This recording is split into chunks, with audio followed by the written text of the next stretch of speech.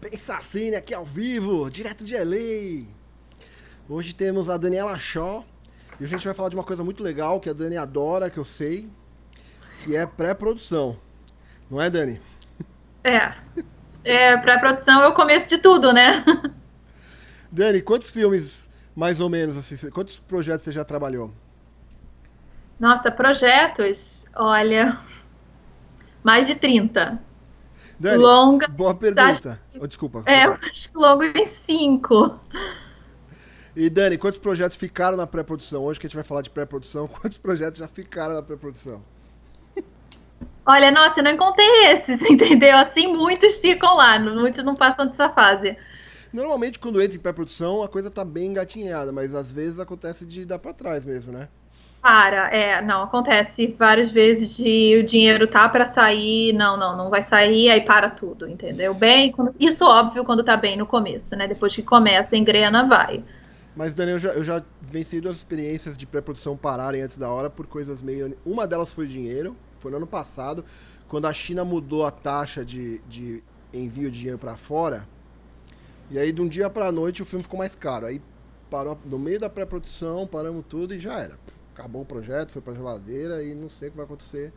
Acho que não volta mais. E teve um outro que foi engraçado, que durante a pré-produção saiu uma fofoca, que o ator principal, ele nem era ele é tipo TV level, sabe? Assim, ator de TV, né? Ele não era A-list, nada disso. Mas saiu uma fofoca que ele não gostava do roteiro. E aí isso foi mais do que suficiente para os caras puxar o freio de... Porque, meu, imagina, o cara que é o ator principal do filme, o quão comprometido ele vai estar durante toda a produção e até depois em lançamento, em viajar com o filme e divulgação do filme, se o cara não gosta do roteiro, né, meu? Então, esse foi um projeto que eu tava também super excited e tal.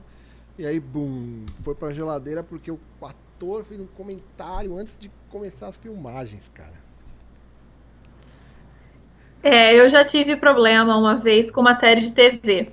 A gente tava tudo certo, tudo fechado, mas foi com a dação dos Estados Unidos.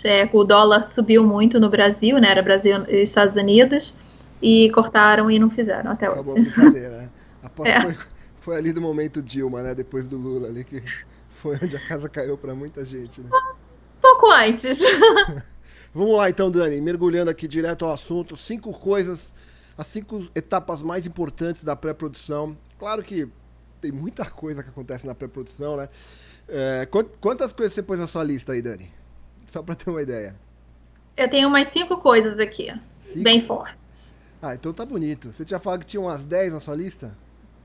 De Mas a gente foi pré-produção. cortando, né? Eu também, Eu eu, acho que eu cheguei muita numa coisa 7 também. Aí eu cortei pra cair na 5 aqui. Eu acho que muita coisa que a gente vai falar vai bater, entendeu? Então, umas coisas que eu achei que fosse puxar para o seu lado, eu tirei da minha lista porque eu acho que você vai falar como diretor, entendeu? Entendi. Tem uma diferença aí, né? A coisa mais. A Dani como produtora tal, tem um ponto de vista mais voltado pra produção. Ixi, peraí que eu tô sem meu fone agora que eu me liguei aqui. E eu vou tentar puxar a sardinha mais pra direção mesmo. Então. Tá tudo bem? Você tá me ouvindo aí, Dani? Deixa eu só Sim. resolver umas técnicas aqui. Acho que agora vai. Foi. Tá 100%? Você tá me ouvindo bem? Uhum, tô. Corrigindo problemas técnicos ao vivo aqui. Casa de Ferreiro, espeto de pau, Pensacine, mas enfim. Então, Dani, vamos lá. Eu também tenho cinco coisas aqui que eu acho que toda pré-produção é importante, né, meu? É o único momento que dá pra você pensar nas coisas com calma, né? Mas eu fechei em cinco também, você fechou em cinco. Vamos. O que você acha, Dani? A gente vai por mais importantes ou a gente vai meio que seguindo a ordem da produção do filme, assim? Acho que a gente pode ir seguindo a ordem. Faz mais sentido, né? Acho que até pra quem tá assistindo. Então tá, então Dani, você vai puxando a sardinha mais pro lado do departamento de produção e eu tento puxar mais a sardinha pro lado de direção, mas a gente pode ir overlap aí e um dar pitaco na. Tá. Eu tenho um aqui, o meu primeiro. Vamos ver qual que é o primeiro. O meu ou o seu? O meu primeiro é Script Breakdown, né? Que é a análise técnica. O que você tem aí, Dani? Cronograma, eu acho que você vai primeiro. A análise técnica vai antes do cronograma. Poxa, Dani, análise técnica, Script Breakdown. Você até pode falar melhor do que eu sobre isso, né? Na verdade, é um processo meio técnico para desmembrar o que a gente vai precisar em termos de produção. Então, para poder fazer o budget, né, o orçamento, para poder fazer o schedule, né? Fala um pouquinho sobre isso, Dani. Depois eu volto e pego sobre o meu ponto de vista, por favor. Sim, então, a decupagem, a análise do roteiro e tudo mais, ela é muito importante para a parte da produção, porque sem isso a gente não consegue fazer o cronograma. E sem o cronograma, a gente não consegue fazer orçamento. Então tá tudo meio que interligado, entendeu? Apesar da gente não usar tanto a análise técnica como o departamento de direção vai usar, a gente tem a questão de precisar disso para poder fazer o cronograma e o orçamento, entendeu? Entendi. E você não pôs na sua lista porque é uma coisa mais de execução, é isso? Não é tão importante. Não, é importante, né, Dani? Mas é mutável também, né, pra você. Pra mim, eu vejo mais sobre o ponto de vista de preparação, né? Que é onde realmente o diretor pode sentar no roteiro e desmembrar cena por cena, fazer uma análise...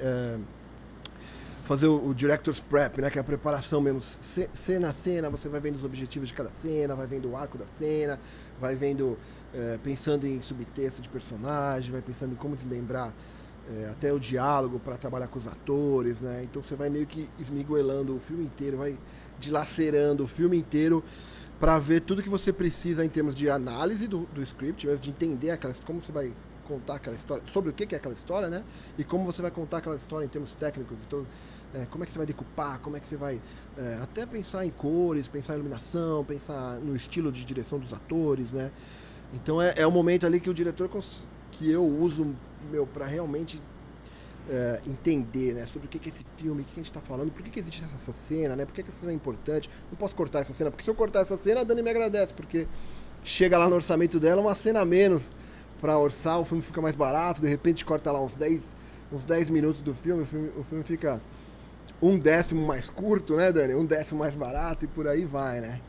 Eu acho que pra mim, Script Breakdown é o momento, Script Analysis, né, que é o momento é o mais importante pra mim da pré-produção, assim, né?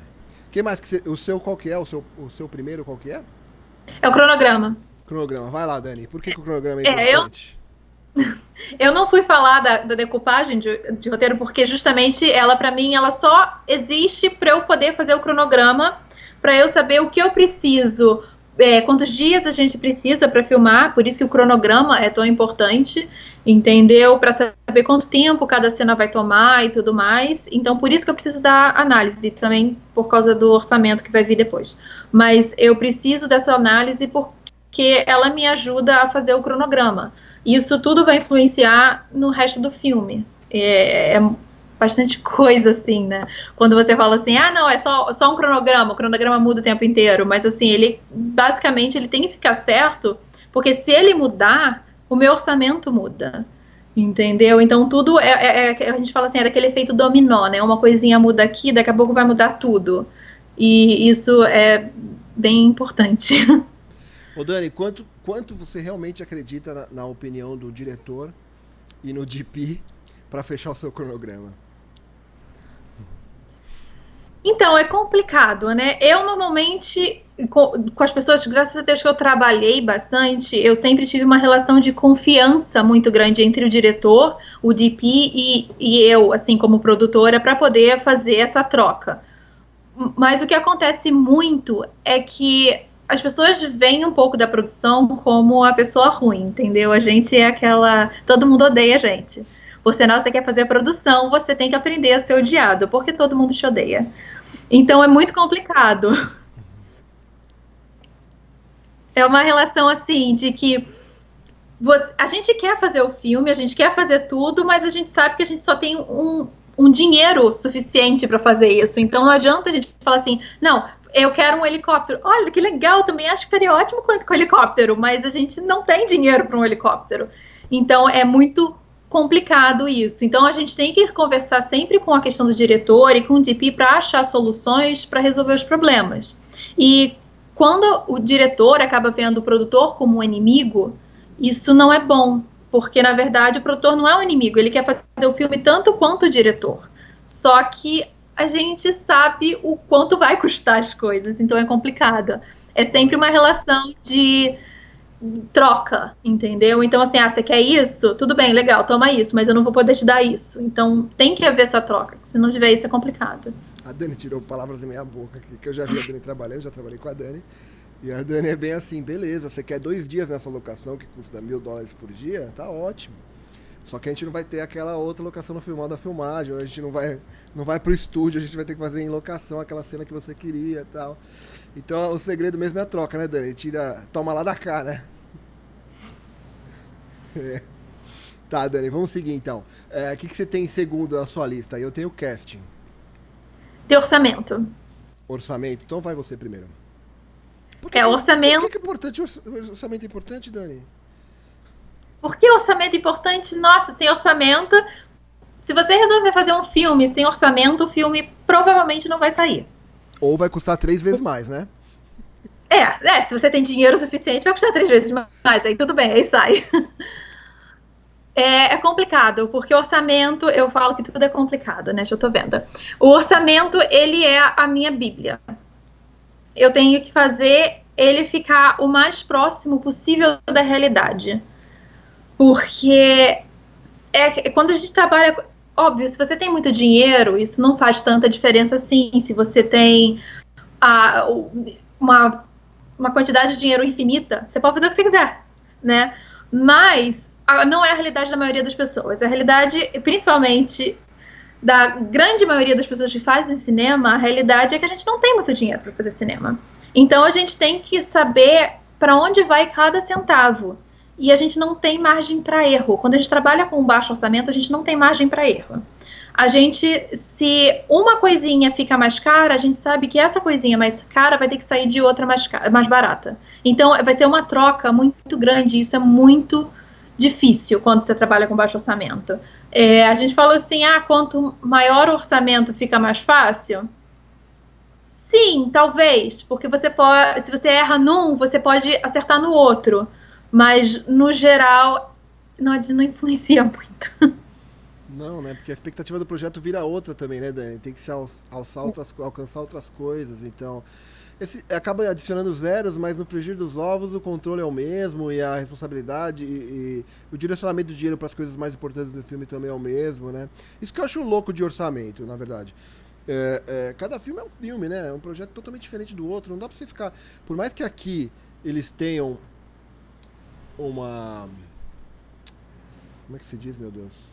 Uma currency, A inflação é baixa.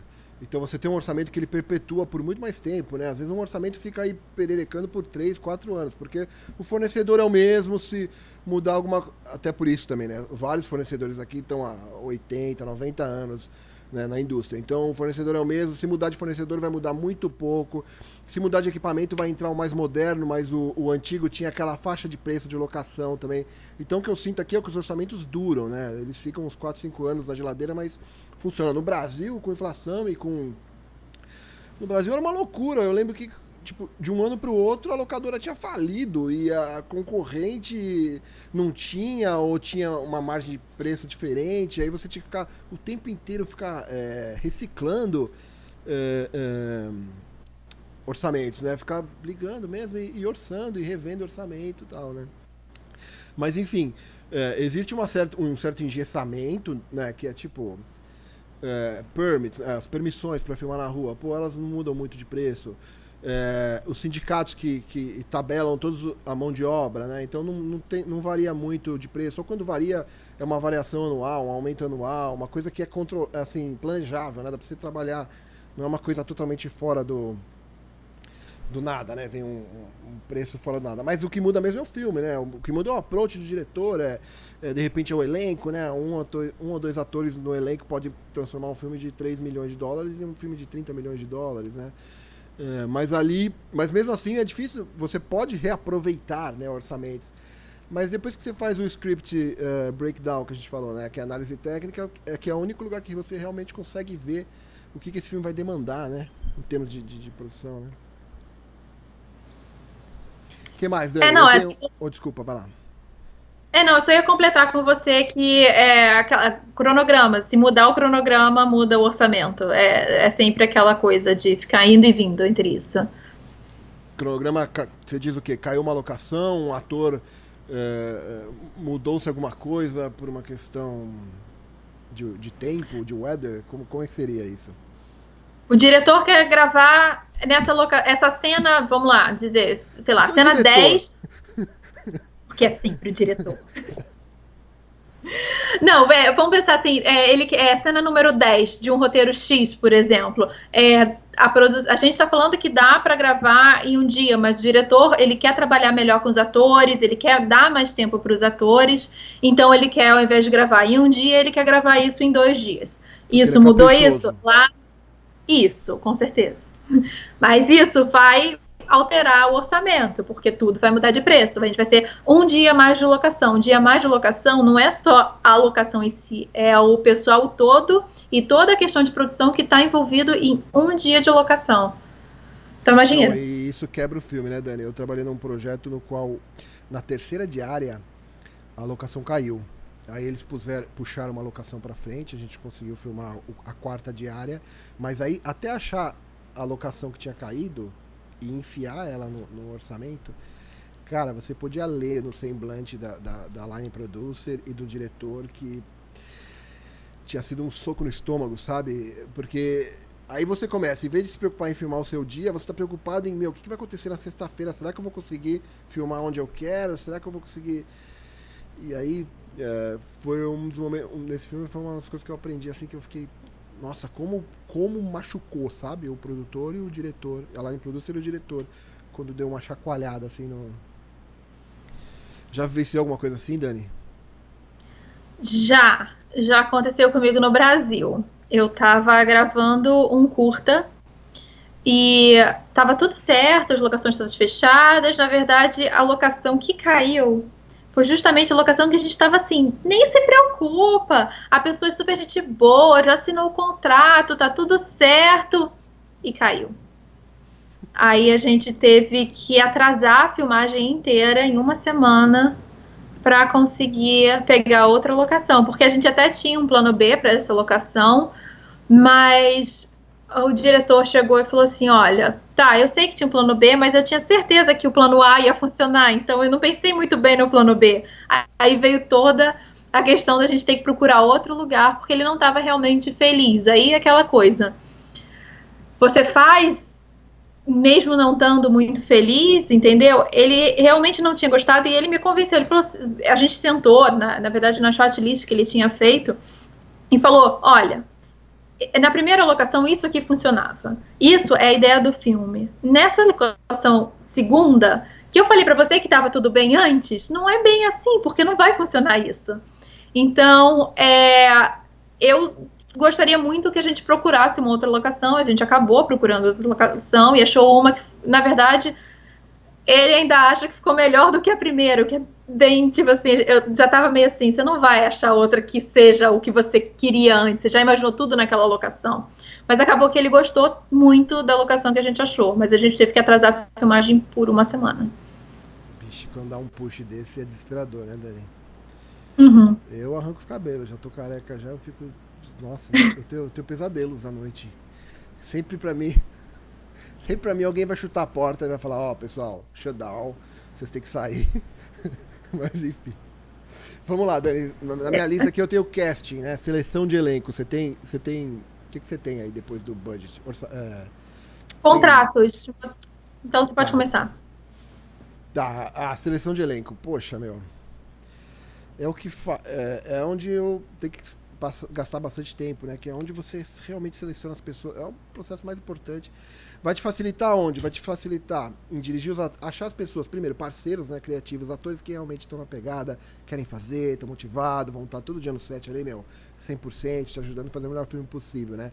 O segundo é pessoas que realmente entenderam o roteiro, é, tem a sensibilidade de compreender sobre o que é aquela história e como representar aquela história, né? Não fica uma coisa falsa, fica uma coisa... que seria a coisa de achar atores realmente competentes, né? Atores que não só dominam técnicas de atuação, mas que também dominam interpretação mesmo de texto, né? Para entender sobre o que é aquele filme e não trazer soluções de outros projetos, né? Te ajudar a achar soluções para aquele projeto, né? Então, isso eu acho importante também. E quanto mais próximos os atores estão dos seus personagens, mais próximo você vai estar dos personagens, né? Então tudo fica mais fácil, né? Porque você sabe, né, Dani? A gente gostaria de ensaiar por meses, né? Como se fosse uma peça de teatro, né? Ensaia por meses pra estrear, né? E nunca é o caso, cara. A gente tem 2 meetings com um ator, porque ele é gentil, né? E você pagou um Starbucks pra ele veio conversar com você, e ele também quer fazer um trabalho bom, então ele vem, né? E no máximo você vai ter lá, sei lá, normalmente, Dani, quem tem uma semana de ensaio é luxo, né? Fala a verdade. É. No budget, pra você pôr uma semana de ensaio é uma briga. Vai ter que cortar lá da grua, né? A gente sempre brinca, né? A grua é sempre quem cai primeiro, né? Vai cortar da grua, vai cortar aquele acessório do set lá, do art director, que ele tá bolando, que ele ia chamar o marceneiro pra fazer, né? Vai cortar só pra você ensaiar. Enfim, ensaio é importante, mas é uma realidade que não se tem, né? Não toda hora, pelo menos, e no audition, no processo de casting, é um bom momento de você ensaiar também. Então eu vejo muito como eu tô lá, eu tô já pensando, esse é o primeiro ensaio desses atores, sabe? Se eu conseguir extrair deles alguma coisa, quer dizer que mais lá na frente eu vou conseguir extrair deles o que eu preciso, né? Então no primeiro ensaio, no primeiro teste de ator, você já percebe se o cara tá aberto pra receber direção, né? Tá aberto pra enfim, se ele vai te ajudar ou criar problema pra você lá na frente, né? E é aquilo, é o rosto do ator que vai estar 90% do tempo com a cara dele na tela, né, cara? Então, tem tudo aquilo de carisma, tem tudo aquilo de presença. Se você acha a pessoa certa, realmente facilita muito o trabalho do diretor, porque você sabe que, beleza, aquilo ali tá garantido, sabe? Eu posso focar um pouco mais nas outras coisas, porque quando eu gritar ação, o cara vai estar pronto, vai estar, sabe, quente ali, certinho pra entrar, já sabe o que tem que fazer, entende a história. E aí, quando eu gritar corta, enfim, vai ter aquela sensação de que as coisas aconteceram, né? Tem alguma coisa de casting, Dani? Você gosta do processo de casting? É divertido pra produção? Pra produção a gente não participa muito, assim. A gente até, às vezes, acaba indo nas auditions e tudo mais, mas no geral, eu acho que isso é uma parte mais do diretor do que minha. É óbvio que eu troco uma bola com o diretor, principalmente quando a gente está falando de não, vamos pagar mais para esse ator, porque ele vai dar um nome pra gente, a gente vai vender o filme e vai ser melhor pra gente. Mas, na minha opinião, a palavra final sempre é do diretor nesse caso, porque eu acho que o diretor sabe o que ele pode tirar de cada ator. Eu posso dizer se o filme vai vender mais ou menos com ator X ou Y, mas eu não posso dizer o que vai ficar melhor na tela, porque quem vai poder tirar isso é o diretor e não eu, entendeu? Entendi. Próximo, Dani, o que você tem na sua lista aí? Contrato. Contrato é o número 3, eu tenho shortlist. Quer falar você primeiro? Fala você primeiro, vai. Contrato, Dani, é importante. Daniela achou importante contrato. Por quê, né? Não, todo mundo acha que não. Pra que a gente quer contrato, gente? Né? A gente foi ali, falou com o vizinho, tá tudo certo, tá ótimo. Então, contrato é uma coisa que muita gente não dá valor, mas a gente começa a dar valor quando a gente vende o filme. Eu vou falar a verdade, eu já fiz, principalmente curta-metragem, nossa, quantas vezes eu fiz curta-metragem sem contrato? Vai ali, o máximo que eu pegava com certeza era locação, porque a gente sempre tem medo do cara a gente chegar lá na locação, todo mundo na equipe, aí chega e fala assim, não, eu nunca falei com você. Então a gente sempre tem esse medo, então locação eu sempre peguei, mas às vezes, com equipe, não necessariamente eu fiz contrato, às vezes era um amigo meu que eu virei assim, vou fazer esse curta aqui e tal, tá tudo bem por você, topa, tá tudo os termos são esses, tá tudo certo por você, tá tudo certo, então tá bom. Mas ficou naquele boca a boca, não necessariamente eu tinha um contrato assinado. Mas depois que eu comecei a trabalhar com projetos maiores, entendeu? Comecei a trabalhar com longa, nossa, e assim, agora eu sou a louca do contrato. Quando a gente vende filme, quando a gente vai para uma distribuidora e vende o filme, eles vão pedir tudo. Eles vão te perguntar tudo que você possa imaginar. E às vezes eles fazem umas perguntas que você fala assim, de onde você pensou nisso?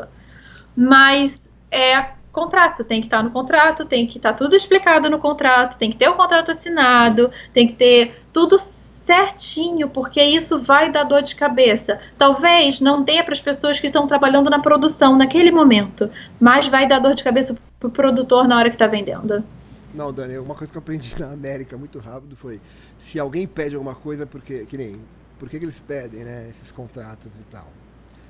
É, às vezes mais absurdo que pareça, né, porque um dia alguém pisou na bola, um dia alguém fez burrada e alguém teve que pagar o preço por isso, né, então, copyright na nossa indústria é um desespero, né, cara, todo mundo acha que é dono do projeto, né, todo mundo acha que é o meu trabalho, a minha música, né, a minha fotografia, a minha performance, né, cara? Poxa, mas na verdade tudo isso é amarrado, né, com um contrato no qual você tá work for hire, né, que é tipo você tá trabalhando, sendo pago para doar aquilo para uma obra coletiva, né? E quando você doa aquilo para uma obra coletiva, não é mais, você não tem mais direito sobre aquilo, né?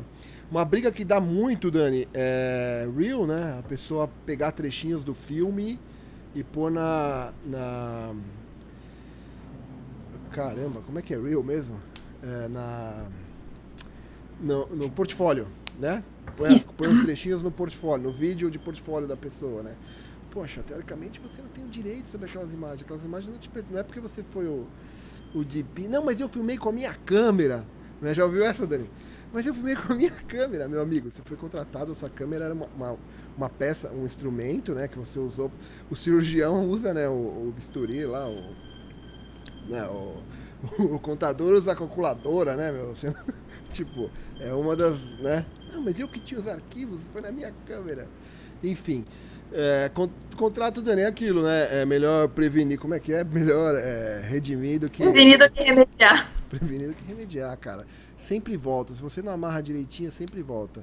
Eu tive um problema recente com um roteirista que no meio do projeto queria sair fora, que não sei o que, estão mudando a minha história, não é isso, não sei o que lá. Graças a Deus a gente tinha contrato, porque tava começando a cheirar mal, sabe? Eu vou ver meus advogados, vou falar não sei o que. Não, meu amigo, você assinou, tá aqui, ó. O que você tá falando? Tá aqui, sabe? Então realmente tem que se prevenir, é uma forma de se prevenir, é a única forma de se prevenir, né? É com contrato, né? E não é só... Desculpa. E não é só a questão de contrato com equipe, com câmera, fornecedor, nem só isso não, mas também é questão do contrato de cessão de direitos, por exemplo, entendeu? Tem que ter toda a questão de, você fez isso, mas você está cedendo os direitos disso para isso. Então tem que estar tudo por escrito, entendeu? Normalmente, quando a gente pega um roteiro de um longa, principalmente, a gente vai ter que manda para uma empresa para ela checar se no roteiro a gente está falando alguma coisa que possa infringir o contrato de outra pessoa, sabe? Então, assim, por exemplo, se o personagem está falando Coca-Cola, o personagem pode falar Coca-Cola, entendeu? Se na cena tem um quadro atrás, a gente pode usar aquele quadro? É tanto detalhe, é tanta coisinha pequenininha que, assim, deixa a gente louco. Mas não ia falar nada, mas você não tem o direito de reprodução dessa imagem aí que tá no seu quadro, né? Não olhem, não olha.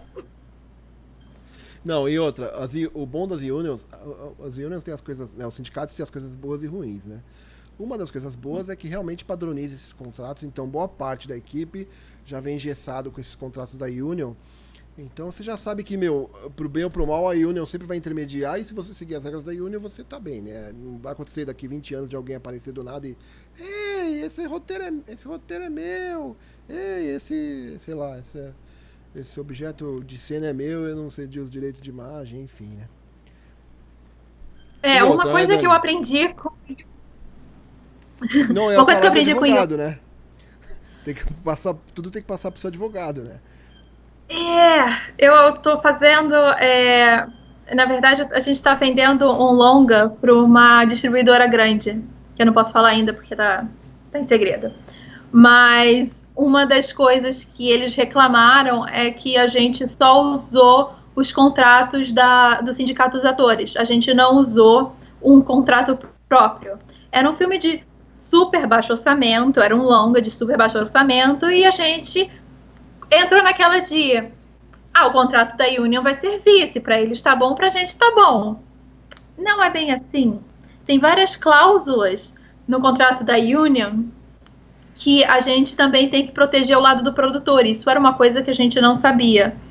E a gente teve que refazer todos os contratos de todos os atores do filme, adicionando uma cláusula para distribuidor aceitar o filme, senão não vendia o filme. Acabou, não é isso, não vende. Se um ator virasse e falar assim, eu não quero assinar isso, já era, a gente não vendia o filme ia ser engavetado.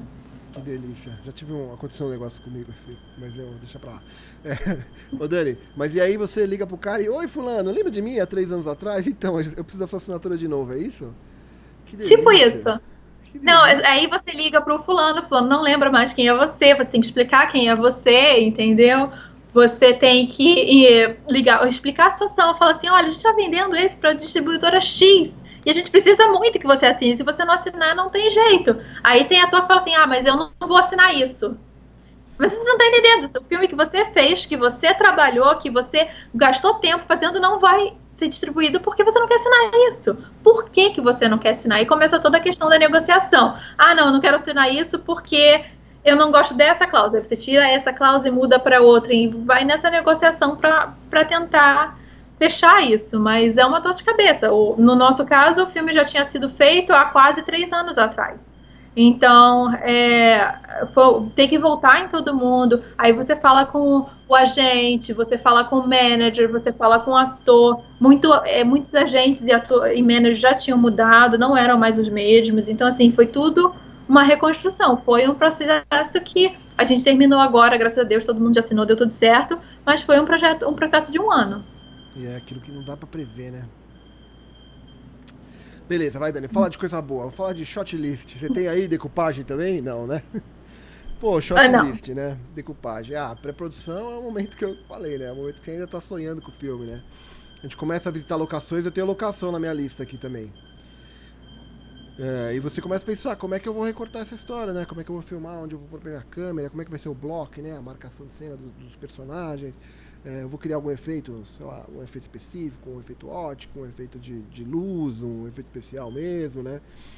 Quando é que eu vou dar ênfase para uma atuação, quando é que eu vou criar a câmera mais próxima, a câmera mais longe, eu vou registrar mais a ação, mais a emoção, né? Então é o único momento que eu gosto muito de levantar o filme ali e levar alguma coisa, né? Ter o filme inteiro na minha mão e na minha cabeça, né? E aí, é claro, no dia de filmagem a gente, pelo menos... A gente não sai do zero, sabe? A gente já sai de alguma coisa que eu tenho em mente. Chegar lá, tiver uma ideia genial, ou o DP tiver uma ideia super genial, e a gente decidir mudar, lindo, maravilhoso. A gente pega um negócio que é nota 7 e transforma em algo nota 10, né? Se chegar lá e não tiver nenhum um lampejo de genialidade, não acontecer nada demais, pelo menos a gente tem aquela nota 7 garantida, né? E a gente cobre a ação, faz o nosso dia, de uma forma que eu sei que vai montar, né? De uma forma que eu sei que vai ser editado e que eu vou cobrir bem, de uma forma razoavelmente bem, com bastante cobertura, a ação inteira, enfim, né? O que mais, Dani? Qual que é o próximo da sua lista aí? Seguro. Seguro, eu tenho locação. Você quer que eu comece? Começa você. Seguro. Seguro. Seguro é uma coisa que muita gente acha que não precisa, que é desnecessário, porque nada vai acontecer, né? Mas é importante. Pode ser uma câmera que dá problema, pode ser uma locação que a gente estraga a parede porque colou uma coisa que não era para ter colado, pode ser qualquer coisa, pode ser até um acidente que acontece no set, entendeu? Com alguém tropeça, cai, tem que ir para o hospital. Então, assim, seguro é bem importante também. E eu acho que muitas vezes a gente deixa pra lá e vai deixando seguro por última hora, e a verdade é que é melhor você pegar, assim que fechar o roteiro, que você tem todos os direitos de tudo do seu roteiro, que você já sabe mais ou menos como é que vai ser, você começar a orçar quanto vai custar seguro. Porque aí você pode orçar com outras companhias, com mais companhias, e pegar a mais barata ou a que seja o melhor custo-benefício no geral, entendeu? Então eu acho que é uma coisa que a gente deixa pra última hora. Chega, e agora tem que comprar o seguro, aí você compra primeiro, entendeu? Mas não, é melhor ter mais tempo pra isso. Dani, é legal falar de quando você fala de seguro, você fala aquele seguro de entertainment, insurance que cobre Porque aqui tem, né? No Brasil também tem algumas empresas que fazem um seguro maior que cobre tudo, mas esse seguro então cobre, só para dar uma ideia, né? Cobre o quê? Cobre equipamento, quebra e furto, né? Cobre acidente Uhum, com elenco, cobre acidente na locação, cobre até o imóvel, se pegar fogo o imóvel eles cobrem, né? O automóvel uhum. também, pode cobrir até o automóvel da equipe, não pode? Das pessoas que dirigem pro set? Se elas não, se elas estiverem com carro alugado, sim. Ah, tá. O que mais que cobre, Dificilmente Dani? cobre, Rafa, cobre muita coisa assim que a gente nem imagina. Assim, também tem outras coisas, por exemplo, se você está com arma no set, isso cobre, entendeu? Cobre no sentido de que você, se acontece algum acidente, eles estão sabendo que a gente tem que a gente tem arma no set, entendeu? Principalmente, acho que quando a gente trabalha com arma, é imprescindível ter seguro, porque é muito arriscado, dá de arma sumir. Isso acontece, assim, é muito mais frequente, assim. Eu tenho um pavor de arma no set, que eu falo assim, vai sumir a arma. Porque pode acontecer, e já aconteceu com pessoas que eu conheço, entendeu? Então, gente, tem que ter seguro para esse tipo de coisa, porque a gente não sabe o que vai acontecer. Mas arma, se acontece alguma coisa na locação, se alguém da equipe se machuca, se alguém do cast se machuca, se um carro é roubado, se um carro sofre acidente, é amassado, é, então, cobre basicamente tudo relacionado à produção, entendeu? No caso de carros, de pessoas dirigindo, não cobre normalmente. Na verdade, é uma área meio complicada, mas normalmente não cobre porque a produção aluga os carros. Então, se você não vai ter um PA dirigindo o próprio carro, ele vai dirigir o carro de produção, entendeu? Então, ali é meio complicado. Mas sim, existem seguros que cobrem isso também. E muito das locadoras também, né, Dani? Só alugam quando você apresenta o seguro, né? Então quase que te obriga a fazer seguro de tudo, né? E se você vai Sim. ter stunt, né? Vai ter dublê. Pô, com certeza. Você não vai filmar nunca uma cena de dublê, assim. Os caras voltam pra nuca, sem o insurance, né? E da locação também, né? Assalto, essas coisas, né? Da noite pro dia, chegar lá, o equipamento não tá lá, né? No Brasil isso é bem mais complicado, né, Dani? Jesus Cristo, cara. Morria de medo, até de levar um equipamento no carro, você não pode nem cochilar, parar pra visitar. Você tem que ir direto para um estacionamento privado, né? Sair com o equipamento, já ir direto para outro estacionamento privado. E mesmo assim, no estacionamento privado, se você for na sua casa ainda, é melhor você subir com o equipamento, deixar na sua casa, do que deixar estacionado no carro, né? Principalmente essas vans de equipamento, caminhão de equipamento, isso é louco, cara. Dormir na rua, isso é impossível, não existe isso, né? O que mais, Dani? Qual que é o seu número 4 aí? Não, peraí, eu tô na meu número 5, Rafa. Já? Você Meu falou de 5. locação já? Tá, não, tudo bem. Então vamos O voltar meu é para o número locação. 4, locação. Então vamos voltar para locação. Ó, duas coisas que me desesperam muito. Ah, vai lá você então. Primeiro pela Não, pode falar. produção. Pode falar, Rafa. Então tá bom. Duas coisas que me desesperam muito na pré-produção. Saber que o filme vai acontecer. Só existe, tem que ter duas coisas pro filme acontecer. Tem que ter os atores e tem que ter as locações, né? Bucadas, né? Garantidas. Aí se dá aquela. Beleza, vai acontecer, né? Até então é um desespero, né? Eu acho que é um dos grandes segredos da produção, né? Eu não sei o que você vai falar aí, mas eu acho que é um grande segredo da produção poder garantir essas duas coisas o quanto antes, né? Pra tranquilizar. E para todo mundo começar a fazer as suas projeções, né? Então, tipo, eu já começo a fazer minha projeção em termos de como eu vou blocar a cena para aquela locação.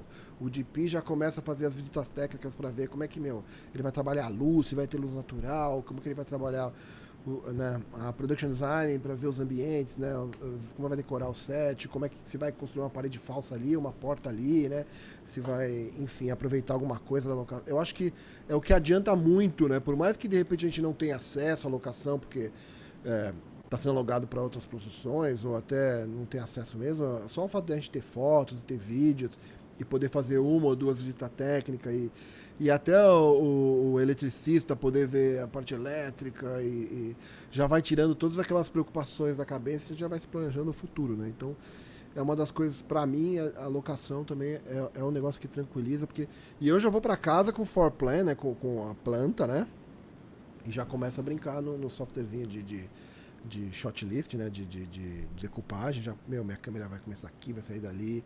Você põe a metragem bonitinha, né? Você consegue reproduzir legal como é que é a planta baixa do local, e você já começa a pirar, já começa a criar tudo ali, já chega já quente, né? Pra conversar com o DP, pra conversar com o production design, né? E em termos do departamento de produção, Dani, o que é a locação? Como é que é conseguir? Qual é o problema da locação?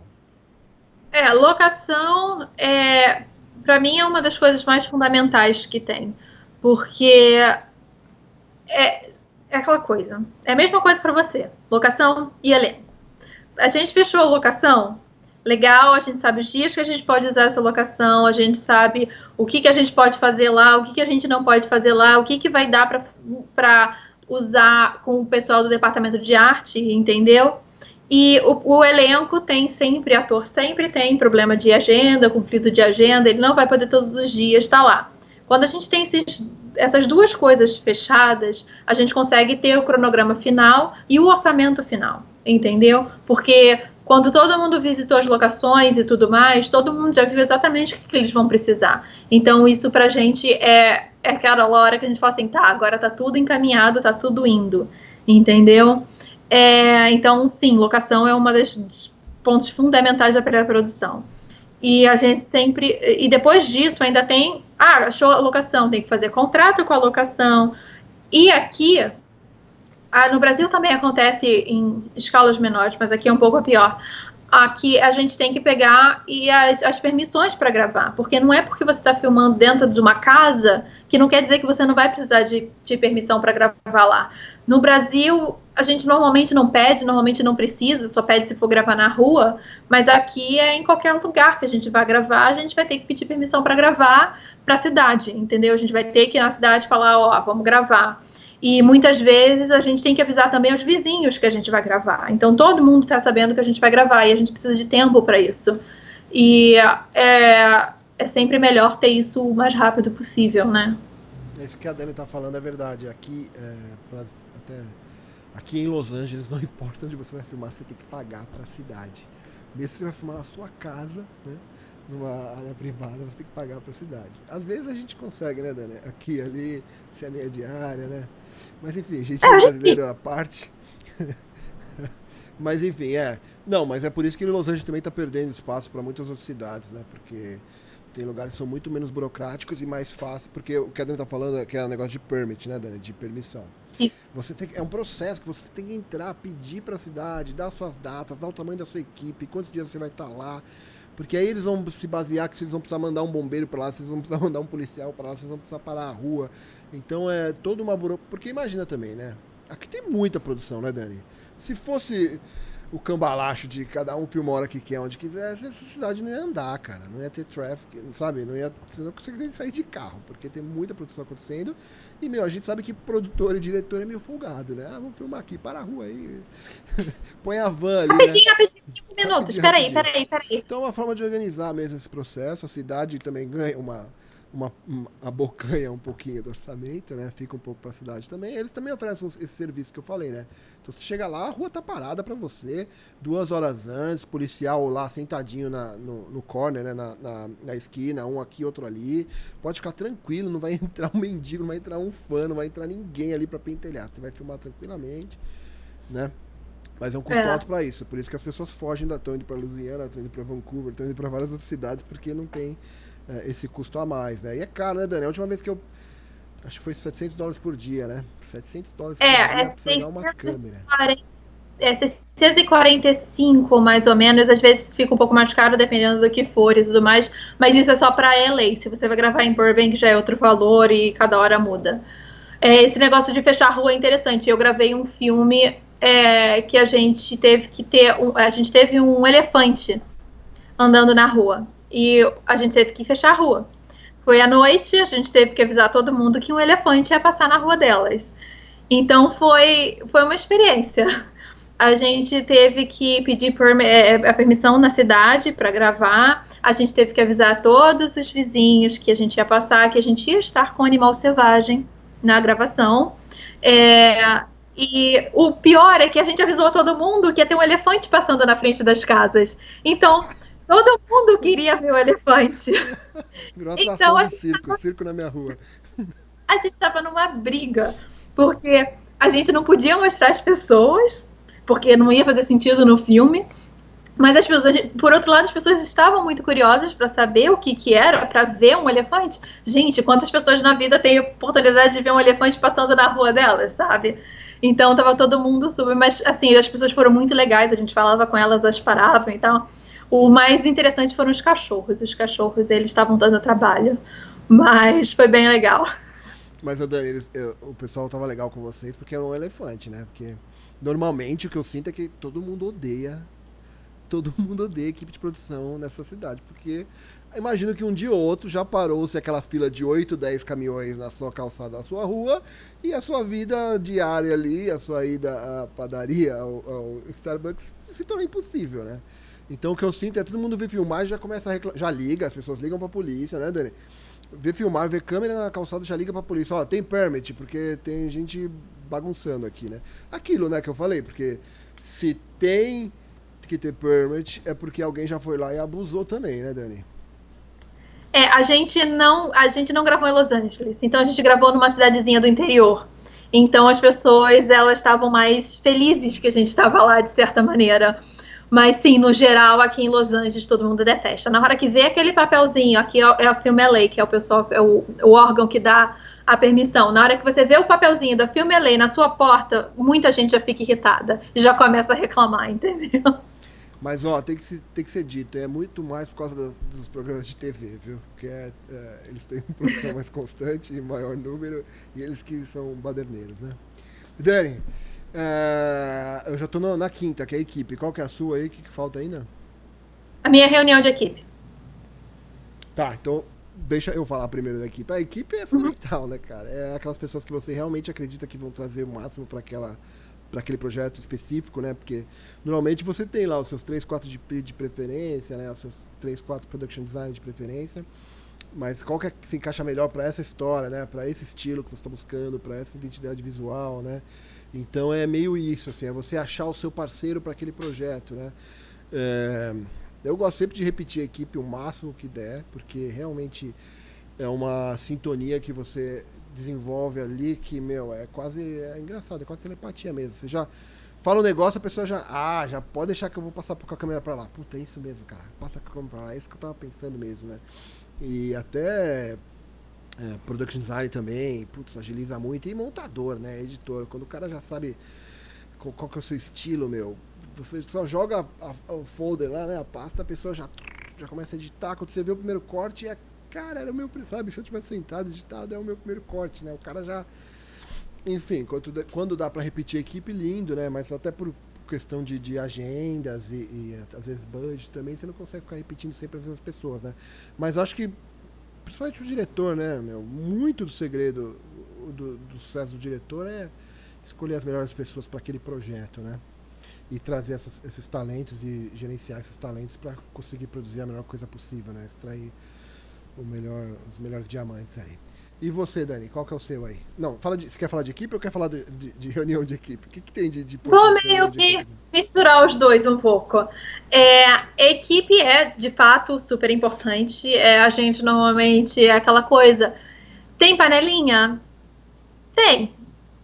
As pessoas gostam de trabalhar com quem elas gostam de trabalhar. Entendeu? Você vai trabalhar com uma pessoa ruim, você não gostou dela, você provavelmente não vai trabalhar no próximo. Mas é aquela coisa.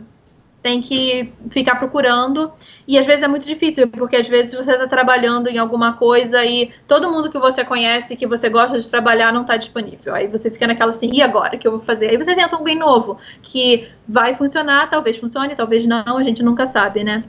Mas eu acho que uma coisa muito importante até para fazer a equipe funcionar, porque às vezes você conhece o câmera X e você conhece a production designer Y, mas eles dois nunca trabalharam juntos. Então eu acho que em pré-produção é muito importante ter reunião.